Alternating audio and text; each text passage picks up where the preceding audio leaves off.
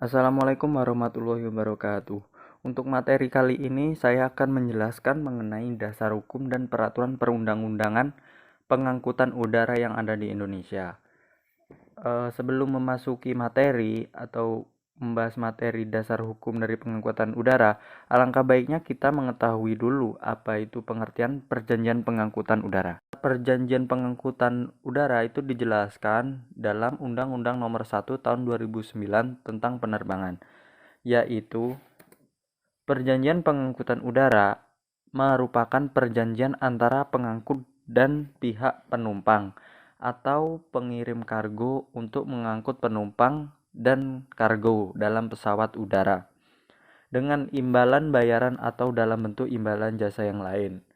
Perlu catatan bahwa dokumen angkutan itu seperti tiket penumpang, tiket bagasi, dan surat muatan udara bukan merupakan suatu perjanjian atau angkutan udara, tetapi hanya merupakan suatu bukti adanya perjanjian angkutan udara.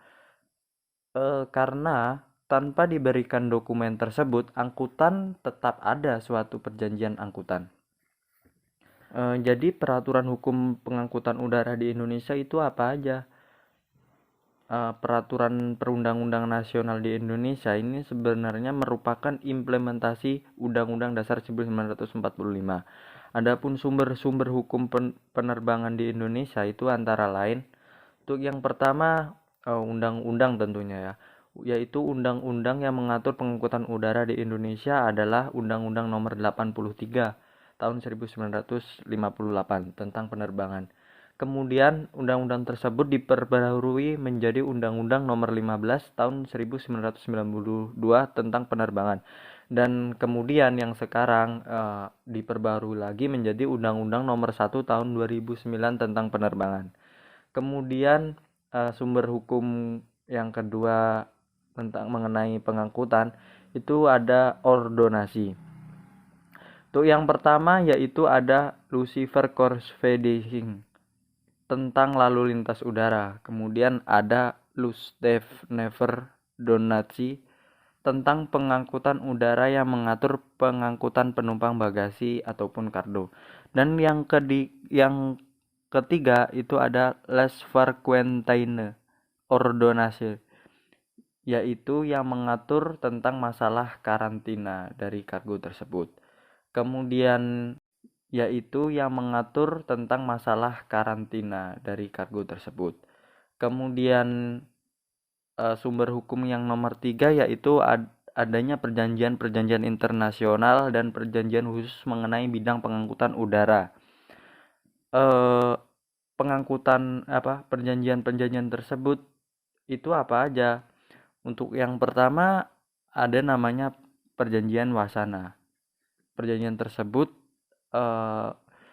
pada tanggal 12 Oktober 1929 yang berlaku di Indonesia mulai tanggal 29 September 1933. Kemudian ada konvensi mengenai penerbangan sipil internasional yang lebih dikenal dengan Konvensi Chicago tahun 1944. Kemudian yang nomor 3 ada perjanjian konvensi The Hague tahun 1970 tentang perlindungan pesawat udara dari tindakan melawan hukum. Nah, kemudian selanjutnya sumber hukum yang nomor 4 yaitu peraturan pemerintah. Jadi ada beberapa peraturan pemerintah yang memang menjadi sumber hukum pengangkutan udara di Indonesia sendiri. Yaitu antara lain yang pertama peraturan pemerintah nomor 40 tahun 1995 tentang angkutan udara yang diubah dengan peraturan pemerintah nomor 3 tahun 2000. Kemudian yang kedua ada peraturan pemerintah nomor 71 tentang tahun 1996 tentang kebandarudaraan yang diubah menjadi peraturan pemerintah nomor 70 tahun 2001 tentang kebandarudaraan. Kemudian yang nomor 5 ada sumber hukum yaitu peraturan Menteri Perhubungan antara lain sebagai berikut. Untuk yang pertama ada Peraturan Menteri Perhubungan Nomor 77 Tahun 2011, yaitu mengenai tentang tanggung jawab pengangkutan udara. Kemudian yang nomor 2 ada Peraturan Menteri Perhubungan Nomor 49 Tahun 2012 tentang standar pelayanan penumpang kelas ekonomi angkutan udara niaga berjadwal dalam negeri. Dan yang ketiga ada Peraturan Menteri Perhubungan, yaitu Nomor 89 Tahun 2015 tentang penanganan keterlambatan penerbangan pada Badan Usaha Angkatan Udara Niaga berjadwal di Indonesia. Sekian materi yang saya dapat jelaskan mengenai sumber-sumber hukum dan peraturan perundang-undangan pengangkutan di Indonesia. Baik, saya akan melanjutkan materi selanjutnya, yaitu alat angkut hukum transportasi udara. Alat angkut dalam hukum transportasi udara adalah pesawat udara. Berdasarkan penggunaannya, transportasi udara terbagi atas 4 jenis, yaitu yang pertama adalah pesawat penumpang sipil. Pesawat ini fungsinya adalah untuk mengangkut penumpang dari kalangan sipil alias non-militer. Transportasi udara ini bisa menampung penumpang sipil hingga 500 orang.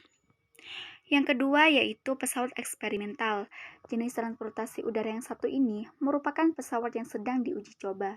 Jenis transportasi udara ini biasanya mempunyai bentuk dan mesin yang berbeda dari pesawat pada umumnya. Selanjutnya yaitu pesawat militer. Sesuai namanya, jenis transportasi ini lazim dipakai untuk kepentingan militer. Jenis transportasi udara ini terbagi lagi menjadi 3 jenis, yaitu pesawat tempur, pesawat intai, dan pesawat tempur latih. Selanjutnya yaitu pesawat angkut. Pesawat angkut fungsinya adalah untuk mengangkut barang. Pesawat bernama lain pesawat kargo ini bisa dipakai oleh pihak militer maupun sipil. Khusus untuk militer, pesawat ini lazim digunakan untuk mengangkut kendaraan militer dan senjata. Selanjutnya yaitu klasifikasi pesawat udara. Pesawat udara diklasifikasikan menjadi 2 macam atau 2 jenis. Yang pertama yaitu semakin berat dari udara. Pesawat udara yang semakin berat dari udara ini dinamakan aerodin. Yang masuk dalam kategori ini adalah autogiro, helikopter, dan pesawat terbang atau pesawat bersayap tetap. Yang kedua yaitu semakin ringan dari udara. Pesawat udara yang semakin ringan dari udara ini dinamakan aerostat. Yang masuk dalam kategori ini yaitu balon udara dan kapal udara. Baik, selanjutnya akan dijelaskan oleh pemateri. Oke, selanjutnya di sini pihak pengangkut dan pihak yang diangkut. Di sini hukum pengangkut melalui udara di Indonesia secara umum diatur dalam Undang-Undang Nomor 1 Tahun 2009 tentang penerbangan. Nah, di Undang-Undang Penerbangan di sini yang beberapa ketentuannya itu sudah diubah, dihapus atau ditetapkan pengaturan baru melalui Undang-Undang Nomor 11 Tahun 2020 tentang Cipta Kerja. Nah, di sini adalah beberapa aspek perjanjian pengangkutan berdasarkan Undang-Undang Penerbangan, antara lain yaitu definisi perjanjian pengangkutan udara dan pengangkut. Nah, di sini perjanjian pengangkutan udara di sini adalah perjanjian antara pengangkut dan pihak penumpang, atau di sini pengirim kargo untuk mengangkut penumpang dan kargo dengan pesawat udara dengan imbalan di sini bayaran atau dalam bentuk imbalan ya jasa yang lain. Nah, selanjutnya di sini pengangkut berarti Badan Usaha Angkutan Udara Niaga, pemegang izin kegiatan angkutan udara, bukan niaga yang melakukan kegiatan angkutan udara niaga berdasarkan Undang-Undang Penerbangan ini.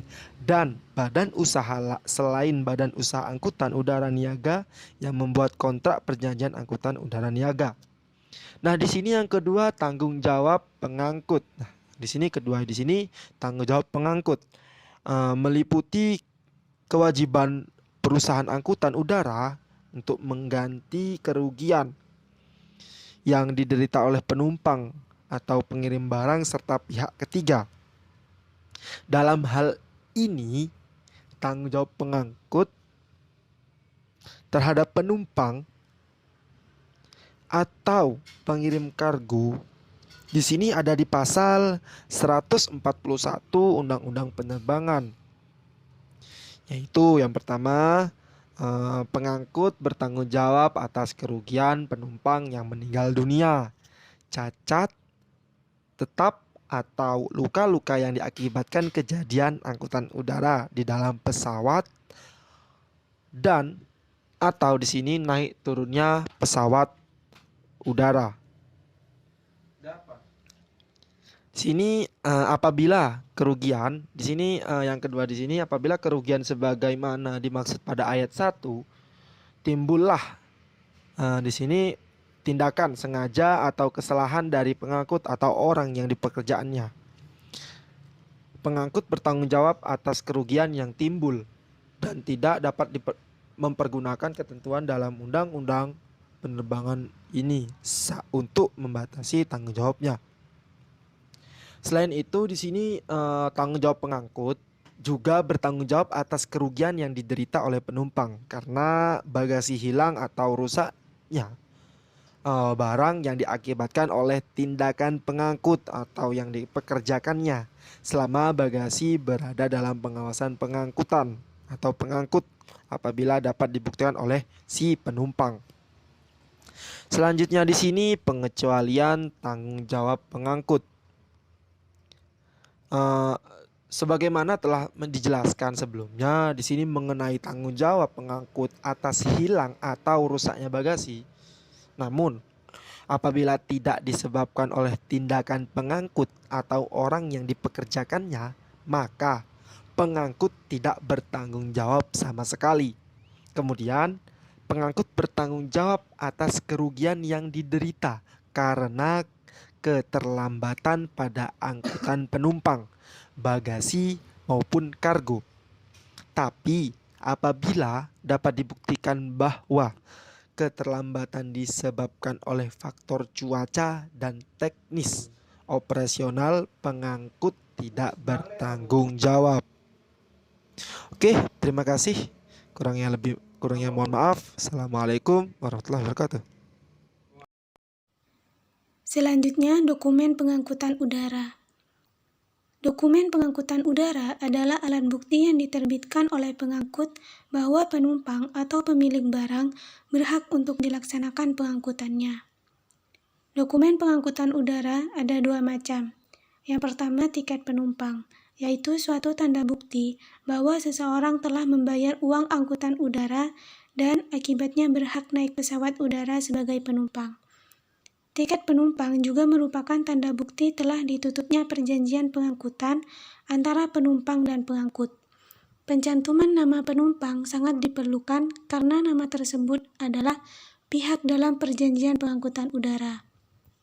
Yang kedua, tanda pengenal bagasi atau biasa disebut tiket bagasi adalah dokumen yang diberikan kepada penumpang saat penumpang menyerahkan barang bagasinya kepada maskapai penerbangan udara saat melakukan check-in. Tanda pengenal bagasi atau tiket bagasi merupakan tanda bukti penitipan barang yang nantinya bila penumpang turun dari pesawat udara, barang bagasi itu akan diminta kembali. Tetapi, meskipun tidak adanya tiket bagasi, tidak mempengaruhi adanya atau berlakunya perjanjian pengangkutan udara, yang tetap akan tunduk pada ketentuan-ketentuan dalam ordonasi pengangkutan udara.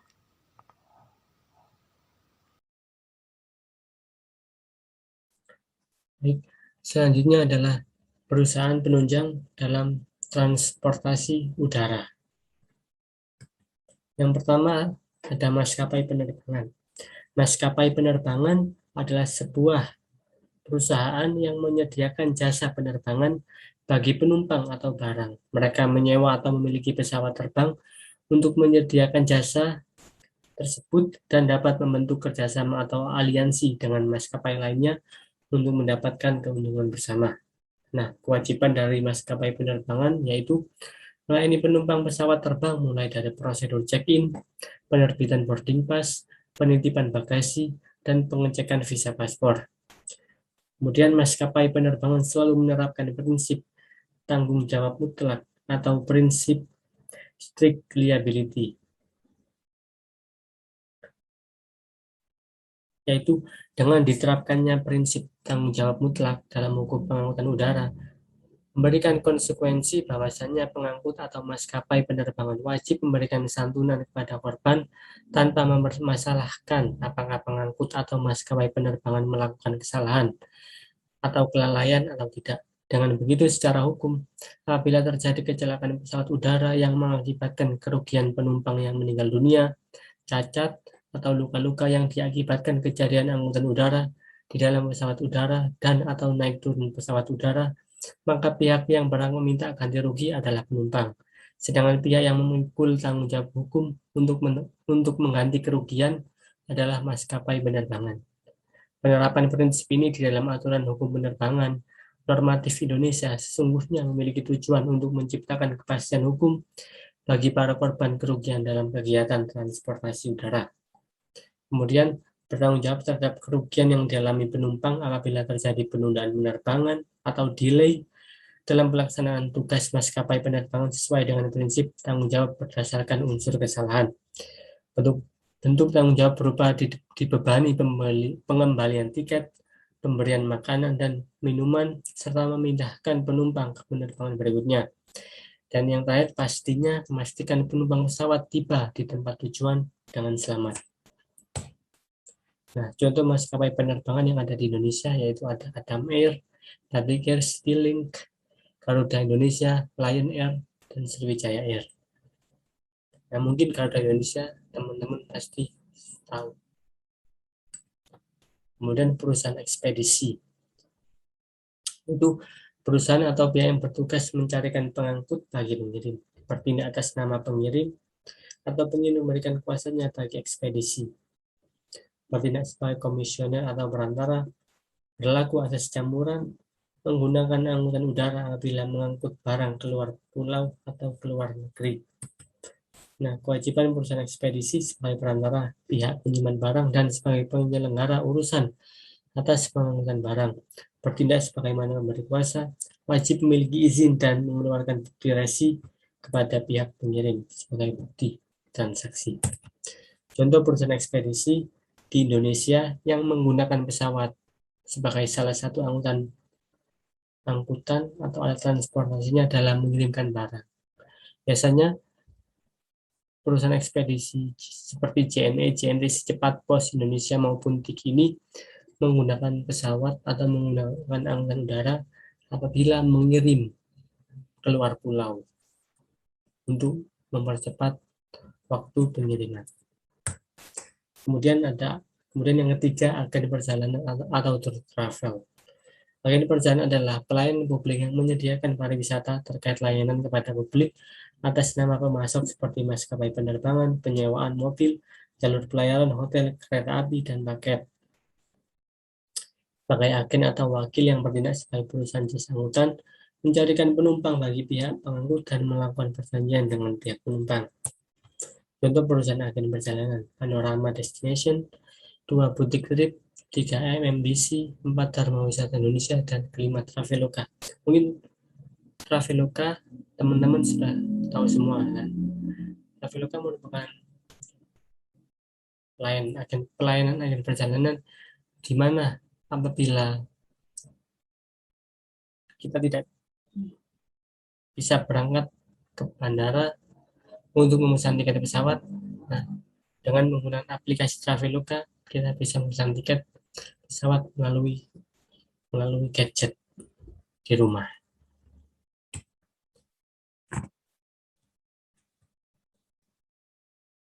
Baik, saya kira cukup. Terima kasih. Materi selanjutnya akan dijelaskan oleh rekan saya yang selanjutnya. Saya, Rizkina Ramadhani, akan melanjutkan materi tentang tanggung jawab perusahaan penerbangan terhadap penumpang. Menurut pasal 1 ayat 3, Peraturan Menteri Nomor 77 Tahun 2011 tentang tanggung jawab pengangkut angkutan udara. Pengertian tanggung jawab pengangkut adalah kewajiban perusahaan angkutan udara untuk mengganti kerugian yang diderita oleh penumpang dan atau pengirim barang serta pihak ketiga. Jenis-jenis tanggung jawab perusahaan penerbangan terhadap penumpang diatur dalam Peraturan Menteri Nomor 77 Tahun 2011 Bab 2 tentang jenis tanggung jawab pengangkut dan besaran ganti kerugian. Pada pasal 2 yang menyebutkan pengangkut yang mengoperasikan pesawat udara wajib bertanggung jawab atas kerugian. Yang pertama, penumpang yang meninggal dunia, catat tetap atau luka-luka. Yang kedua, hilang atau rusaknya bagasi kabin. Yang ketiga, hilang, musnah atau rusaknya bagasi tercatat. Yang keempat, hilang, musnah atau rusaknya kargo. Yang kelima, keterlambatan angkutan udara. Dan yang terakhir, kerugian yang diderita oleh pihak ketiga. Batas tanggung jawab perusahaan penerbangan diatur dalam Peraturan Menteri Nomor 77 Tahun 2011 tentang tanggung jawab pengangkut angkutan udara, yakni terdapat pada pasal 18, pasal 19, dan pasal 20. Tanggung jawab terhadap penumpang yang wajib dilakukan oleh perusahaan penerbangan yang jelas diatur pada Undang-Undang Nomor 1 Tahun 2009 tentang penerbangan dan diatur lebih khusus lagi dalam Peraturan Menteri Nomor 77 Tahun 2011 tentang tanggung jawab pengangkut angkutan udara. Pada peraturan tersebut menyebutkan bahwa tanggung jawab perusahaan penerbangan terhadap penumpang wajib dilaksanakan sebagai syarat untuk menjalankan pengangkutan udara. Pada peraturan tersebut juga disebutkan batas-batas tanggung jawab pengangkut, wajib asuransi tanggung jawab pengangkut, syarat dan tata cara pengajuan ganti rugi, dan nominal yang harus dibayarkan jika penumpang mengalami kecelakaan, dan lain sebagainya. Jumlah ganti kerugian terhadap penumpang yang meninggal dunia, cacat, tetap, atau luka-luka sebagaimana dimaksud pada pasal 2 huruf A ditetapkan sebagai berikut. Pertama, penumpang yang meninggal dunia di dalam pesawat udara karena akibat kecelakaan pesawat udara atau kejadian yang semata-mata ada hubungannya dengan pengangkutan udara diberikan ganti kerugian sebesar Rp1.250.000.000 per penumpang. Selanjutnya, penumpang yang meninggal dunia akibat suatu kejadian yang semata-mata ada hubungannya dengan pengangkutan udara pada saat proses meninggalkan ruang tunggu bandar udara menuju pesawat udara atau pada proses saat turun dari pesawat udara menuju ruang kedatangan di bandara udara dan atau bandar udara persinggahan transit diberikan ganti kerugian sebesar Rp500 juta per penumpang. Selanjutnya ada penumpang yang mengalami cacat tetap yang meliputi penumpang yang dinyatakan cacat tetap total oleh dokter dalam jangka waktu paling lambat 60 hari kerja sejak terjadinya kecelakaan diberikan ganti kerugian sebesar Rp1.250.000.000 per penumpang. Dan penumpang yang dinyatakan cacat tetap sebagian oleh dokter dalam jangka waktu paling lambat 60 hari kerja sejak terjadinya kecelakaan diberikan ganti kerugian sebagaimana termuat dalam lampiran yang tidak terpisahkan dari Peraturan Menteri.